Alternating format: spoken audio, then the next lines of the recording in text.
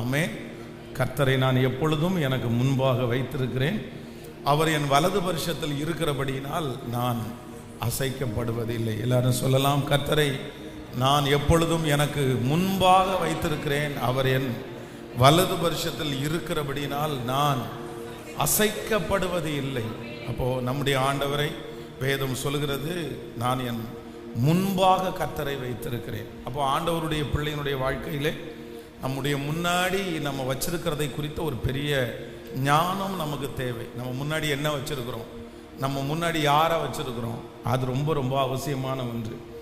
நம்ம என்ன நமக்கு முன்னாடி வச்சிருக்கிறோமோ அதை நோக்கி தான் நம்ம வாழ்க்கை பிரயாணப்படும். அதை நோக்கி தான் நம்ம நல்லா இருக்கிறதும் நம்ம கஷ்டப்படுறதும் அதில் தான் நமக்கு அடங்கி இருக்கிறது.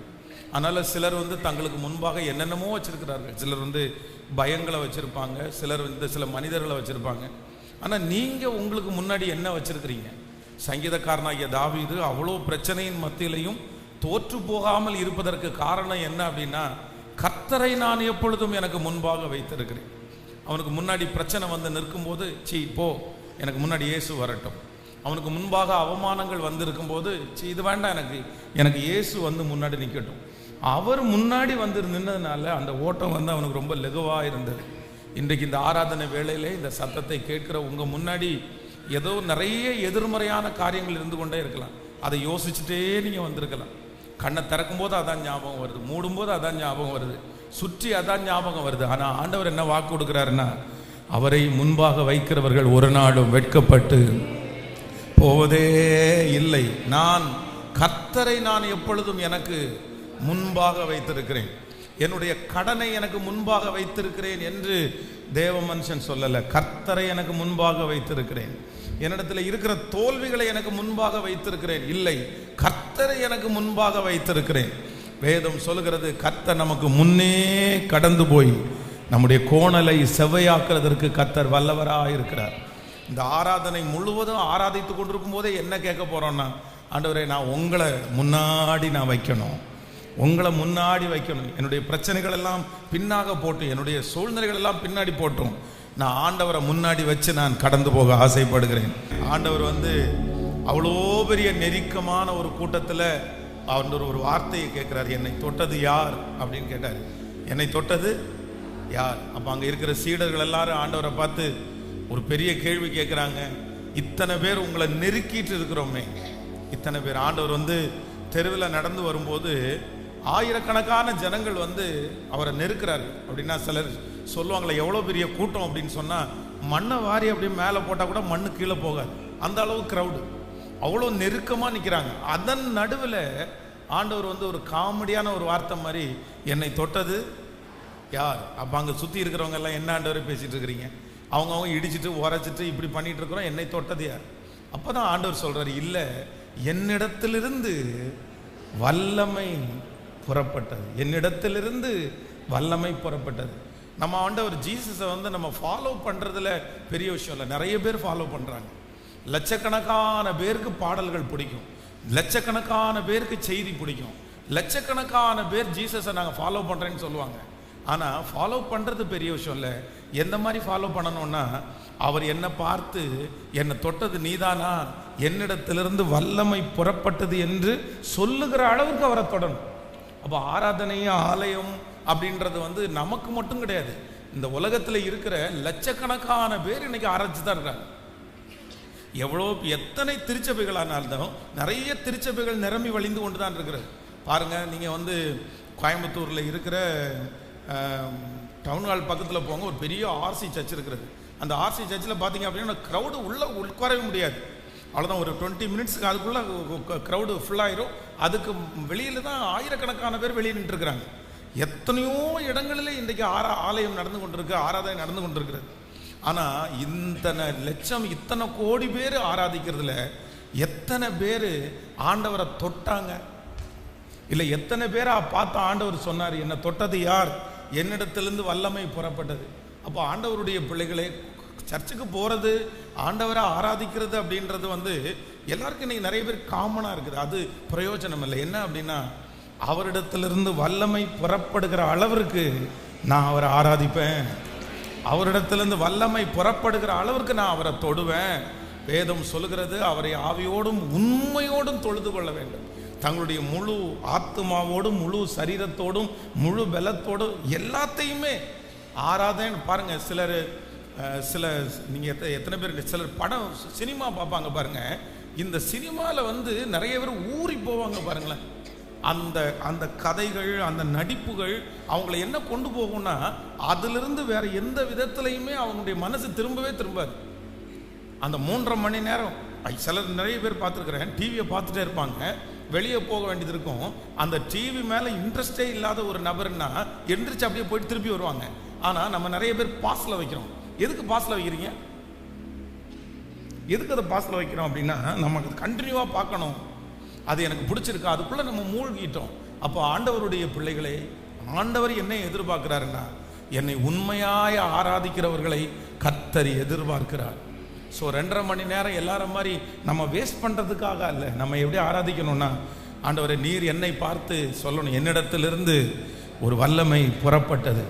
இன்றைக்கு இந்த ஆராதனை முடிக்கும் போது இந்த சத்தத்தை யாரெல்லாம் கேட்டுக்கொண்டிருக்கிறீர்களோ, கர்த்தரிடத்திலிருந்து ஒரு வல்லமை புறப்பட்டு உங்களை நிரப்புவதாக.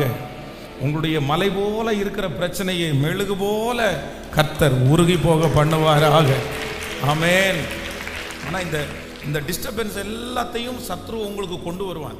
ஆண்டவரை உண்மையாக ஆராதிக்க விடாமல் என்னென்ன உங்களுக்கு தடை வருமோ எல்லா தடையும் வரும். பாருங்க, இஸ்ரவேல் ஜனங்கள் எகிப்திலிருந்து புறப்பட சொல்லும்போது, எகிப்து என்கிறது ஒரு பிசாசுக்கு சமமாய் சொல்லப்பட்டிருக்கிறது. ஆராதிக்க போனால் ஒன்னொன்னா சொல்கிறான் பாருங்களேன். இல்லை நீங்கள் மட்டும் போங்க, இல்லை உங்கள் பிள்ளைகள் எல்லாம் விட்டுட்டு போங்க, உங்கள் மனைவிகள் எல்லாம் விட்டுட்டு போங்க. ஆராதிக்கணும்னு போய் கேட்டால் அவங்க ஏதாவது ஒரு சாக்கு சொல்லுவாங்க. ஏன் இங்கேயே நாங்கள் உங்களுக்கு சர்ச்சை கட்டி கொடுக்குறோமே, இங்கேயே ஆராதிக்க கூடாதா? அப்போது விடுதலையாய ஆராதிப்பதற்கு பார்வோனுடைய அடிமைத்தனம் விடாது. சிலர் இன்னும் 40 வருஷம் 30 வருஷமாக சர்ச்சுக்கு போகிறாங்க, ஆனால் ஆண்டவரை அறியவே இல்லை.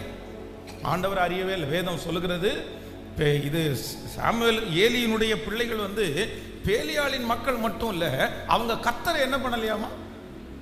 கேட்கல, கர்த்தரை அறியல. ஆனால் அவங்களுடைய நெற்றியில் வேற நாமம். அவருடைய பேர் என்ன அப்படின்னு சொன்னால் தீர்க்கதரிசியினுடைய பிள்ளைங்க. அவங்க எங்கே இருக்கிறாங்கன்னா ஆலயத்துக்குள்ளே இருக்கிறாங்க, சர்ச்சுக்குள்ளே இருக்கிறாங்க. சர்ச்சில் இருக்கிற தகன பலிக்கான வருகிற அந்த கறி இருக்கு பாருங்களேன், யாருக்குமே கிடைக்காது. இவங்க பங்கு கொள்றாங்க, இவங்களுக்கு சாப்பிட்றாங்க. இவங்க ஆலயத்தில் தான் இருக்கிறாங்க, அந்த கறியை தான் சாப்பிட்றாங்க. சுற்றி இருக்கிற எல்லாருக்குமே இவங்க ஏலியினுடைய பிள்ளைகள் என்று தெரியும். ஆனால் வேதம் சொல்லுகிற அவர்கள் இன்னும் கர்த்தரை அறியவே இல்லை. அப்போ சர்ச்சுக்குள்ளே இருந்த உடனே ஆண்டவரை அறிஞ்சிட முடியாது, ஊழியம் செஞ்ச உடனே ஆண்டவரை அறிஞ்சிட முடியாது, நம்ம ரட்சிக்கப்பட்டு ஞானஸ்நானம் எடுத்துட்டோம்னு சொன்னோன்னா ஆண்டவரை அறிஞ்சிட முடியாது. ஆண்டவருடைய பிள்ளைகள் ரொம்ப நெருங்கி அவருக்கும் நமக்கும் ஒரு தொடர்பை கண்டிப்பாக கொண்டு வர வேண்டும். அப்போ தான் நம்ம எங்கே போவோம் அப்படின்னா, இந்த உலக வாழ்க்கையை முடித்தா கூட பரலோக ராஜ்யத்திற்கு நம்ம சொந்தமுள்ள மக்களாய் மாறும். ஏன் நிறைய பேருக்கு பரலோகத்தை குறித்த ஒரு உணர்வே இல்லை? எதுக்கு பரலோகத்தை குறித்து நிறைய பேர் யோசிக்கிறதே இல்லை?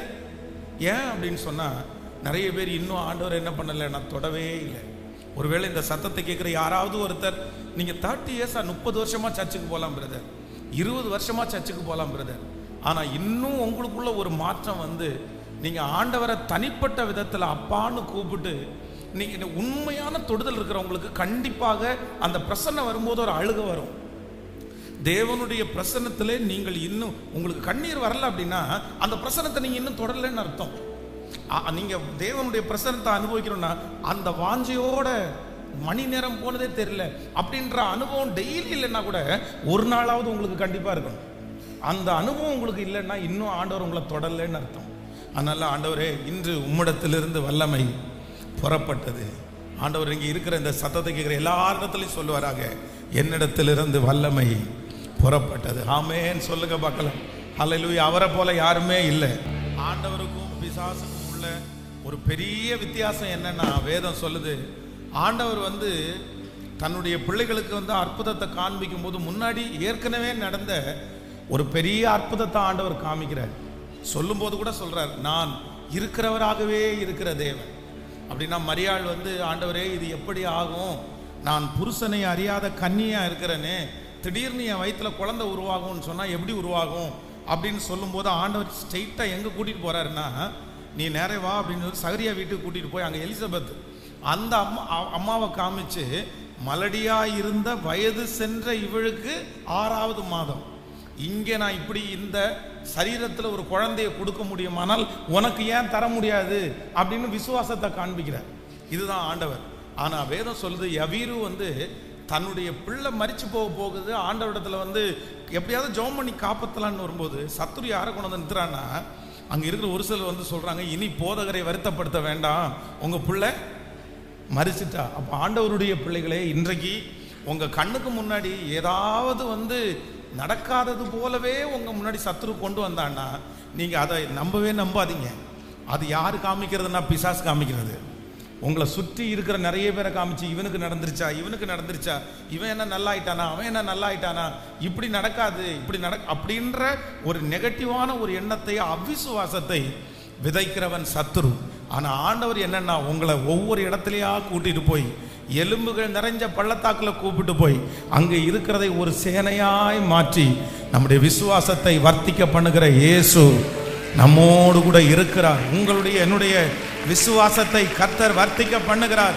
அவர் சொல்லுகிறார் நடக்கும் என்று சொல்லுகிறார். அவர் சொல்லுகிறார் ஆகும் என்று சொல்லுகிறார். அவர் சொல்லுகிறார் என்னாலே முடியாத அதிசயமான காரியம் என்று ஒன்று உண்டோ